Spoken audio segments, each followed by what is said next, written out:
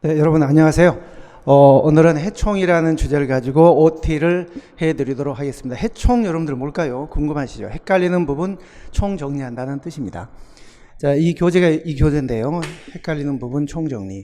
교재는 이런 식으로 되어 있고 한 200쪽 정도 되는 그렇게 부담스럽지 않은 분량입니다. 헷갈리는 부분만 총정리한다. 이걸 제가 설명드리게 된 이유는 여러분들 병아리와 후라이의 차이가 뭘까요? 달걀을 밖에서 누가 깨주면 후라이가 되는 거고 안에서 스스로 깨고 나오면 병아리가 되죠. 그 차이거든요. 병아리가 될 거냐 후라이가 될 거냐. 사실 달걀 100개 중에 99개는 후라이가 됩니다. 그 중에 하나는 병아리가 됩니다. 공무원 시험 합격률과 똑같습니다. 99%는 떨어지고 1%가 합격을 하거든요. 그러니까 후라이 되면 떨어지는 거고 병아리 되면 붙는 거거든요. 자, 그런데 여러분들 이 병아리는 노른자가 병아리가 될까요? 흰자가 병아리가 될까요? 이렇게 물으면 흔히 노른자가 병아리가 됩니다. 이렇게 답을 많이 하시거든요. 그런데 실은 흰자도 아니고 노른자도 아니에요. 여러분들 자세히 보시면 저는 후라이를 많이 해봐서 잘 아는데요. 후라이도 잘 치기도 하지만 후라이를 많이 해봐서 아는데 저희 집은 후라이 정도는 각자 후라이를 다 해 먹어야 되거든요. 후라이를 자세히 보시면은 이 흰자가 있고 후라이팬에 불을 달구면 바로 익는 부분이 있죠. 흰자. 가운데 있는 게 노른자. 그런데 바로 익지 않은 투명한 그 막 부분이 있어요. 자, 그게 이 부분입니다. 요 부분. 여러분들 보이시죠? 요 부분. 투명한 이 부분. 이 부분이 배아라는 부분인데 이 배아라는 부분이 병아리가 되는 거예요. 행정학으로 치면 이 배아라는 부분이 정말 헷갈리는 부분이에요. 흰자는 중요하지 않습니다. 안 해도 됩니다. 노른자가 중요하죠. 근데 노른자는 워낙 중요하기 때문에 여러분들이 거의 다 아시고 그냥 계시는 뻔한 부분들이에요. 암기를 하셨던 이해를 하셨던 뻔한 부분. 근데 문제는 가운데 여기 노른자와 흰자 사이에 있는 배아 부분이죠. 이게 바로 이제 헷갈리는 부분이거나 신경향 부분이거나 아니면 나올까 말까 언저리에 있는 그런 부분들이거든요. 그러니까 이런 부분을 정리를 하느냐 하지 않느냐에 따라서 합격과 불합격의 당락이 결정이 되는 거예요. 그러니까 달걀도 이 배아 부분이 중요하듯이 행정학도 이 배아 부분, 헷갈리는 부분을 어떻게 하면 정리할 거냐. 이게 굉장히 중요한 부분이거든요. 여러분들 합격생과 불합격의 차이는 어디서 오는 걸까요? 뭘까요? 그건 바로 이런 헷갈리는 부분들을 정리를 하느냐 하지 않느냐 그 차이거든요. 근데 행정학에서 헷갈리는 건다는 거는요 당연한 거예요. 어쩔 수 없는 거예요. 불가피한 겁니다. 아시다시피 여러분들의 행정학은 국정교과서가 없잖아요. 아무나 책을 쓰잖아요. 개나 소나. 뭐 개나 소는 책을 못 쓰겠지만 아무나 책을 쓴다는 얘기입니다. 그러면 아무나 책을 쓰기 때문에 그게 서로 모순 대립되는 부분이 많이 있을 수밖에 없고 그런 부분이 한 100개 정도 주제가 되는데 그런 부분을 딱딱 정리를 하느냐 하지 않느냐가 고득점에 엄청난 이제 당락의 결정을 하는 거예요.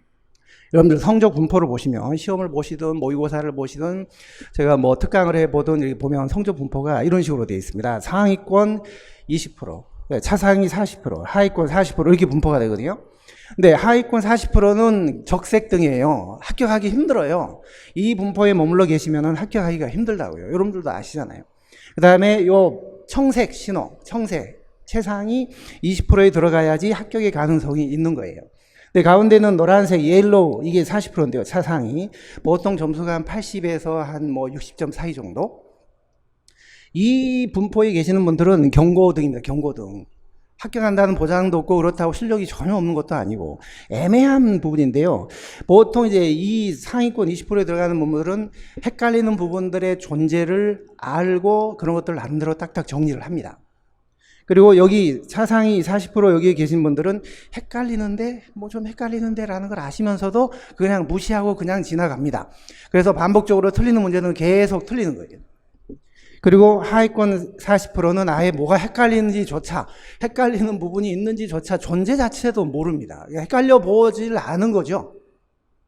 이런 분포를 보이거든요. 그러니까 이 분포에 들어가야지 여러분들이 합격의 가능성이 있는 건데 제가 이 책을 쓰게 된 그 배경 그리고 이 책의 구성 전개를 좀 말씀드리면 제가 최근 한 3년간 수십 명의 합격생들, 불합격생들, 그 다음에 모의고사 오답률, 질문 게시판 그런 걸 전부 분석을 하면서 나름대로 어떤 영감을 얻었어요. 아, 이게 바로 합격과 불합격의 차이구나.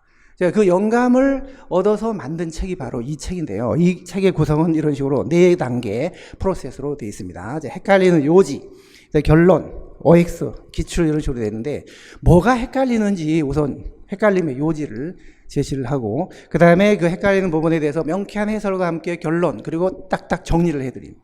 그러고 나서 그걸 OX로 또 훈련을 시켜드립니다. 이렇게 나오면 틀리고 저렇게 나오면 맞다 해서 OX 지문으로 훈련을 시켜드리고 그 다음에 실제 관련된 기출문제를 제시해서 문제에서는 이렇게 나온 적이 있다.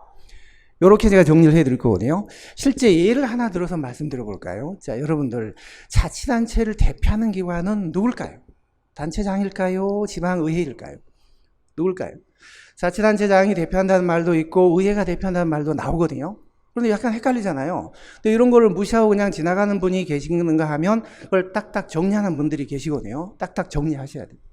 자, 그래서 헷갈려 부분은 첫 번째 프로세스로 헷갈려 부분은 자치단체를 대표하는 기관이 단체장일까요? 지방의회일까요? 라고 이제 질문을 던지는 거예요. 그러고 나서 제가 결론을 제시합니다. 자치단체를 외부에 대표하는 기관은 자치단체장이다. 왜냐? 단체장은 대표 통할권이 있잖아요. 공무원들을 통할하고 자치단체를 외부에 대표하는 기관이잖아요. 근데 지방의회도 대표를 해요. 그러나 지방의회는 단체를 외부로 대표하는 게 아니라 주민들을 대표하잖아요. 그러니까 주민의 대표 기관은 의회고 자치단체를 외부에 대표하는 기관은 자치단체장입니다. 따라서 외부 대표, 단체장, 주민 대표, 지방의회 이런 식으로 딱딱 정리를 해야 되는 거예요. 정리를. 자, 그럼 OX에 들어가서 자치단체를 외부에 대표하는 기관은 지방의회다. 맞아요? 틀려요? 땡. 틀리잖아요. 단체장이죠. 자, 주민을 대표하는 기관은 지방의회다. 어때요? 맞잖아요. 자, 그런데 지방의회는 전체 주민보다 선출된 선거구민을 대표하는 기관. 이거 아니잖아요. 자기를 뽑아준 선거구민만 대표하는 게 아니라 주민 전체를 대표하는 거잖아요.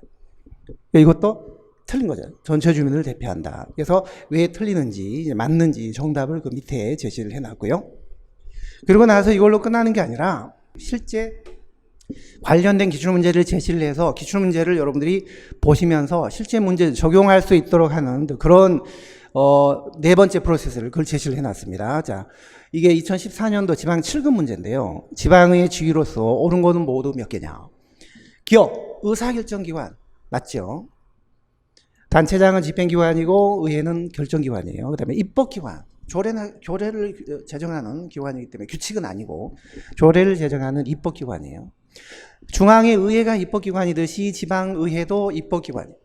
그리고 자치단체장을 비판 감시하는 기관. 그리고 헌법기관. 헌법에 규정이 되어 있어요. 모든 자치단체는 의회를 두도록 헌법에 규정되어 있기 때문에 우리나라 지방의회는 헌법상 기관입니다. 그리고 주민을 대표한다? 맞나요? 맞죠?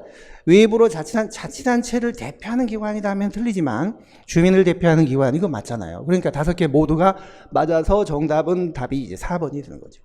4번. 이런 식으로 정리할 거예요. 이 행정학에 이런 헷갈리는 부분이 100개 정도가 넘는데요. 그런 것들을 제가 전부 모의고사 오답률 그다음에 질문 게시판 전부 학생들의 의견을 수렴을 해서 제가 100개 정도를 선정을 해서 이 책에다가 수록을 해서 이런 4단계 프로세스로 명쾌하게 정리를 해드렸어요. 자, 여러분들이 이런 해총으로 헷갈리는 부분을 정리를 하신다면은 분명히 합격하실 수 있습니다. 해총이라는 게 헷갈리는 부분을 총 정리한다는 뜻도 되지만 햇병아리 총총걸음이라는 뜻도 돼요. 햇병아리 총총걸음. 햇병아리 합격이 돼서 그러니까 병아리가 돼야지 여러분들 합격을 하시는 거고 후라이가 돼버리면 합격을 못 하시잖아요. 그래서 결국 인생은 병아리로 태어날 거냐 후라이로 전락할 것이냐 하는 인생은 결국 계란이더라고요. 삶은 계란. 그래서 옛날에 성각자들이 기차여행 해보면 많은 사람들이 외치고 다녔어요. 삶은 계란 삶은 계란 삶은 계란이다. 삶은 계란.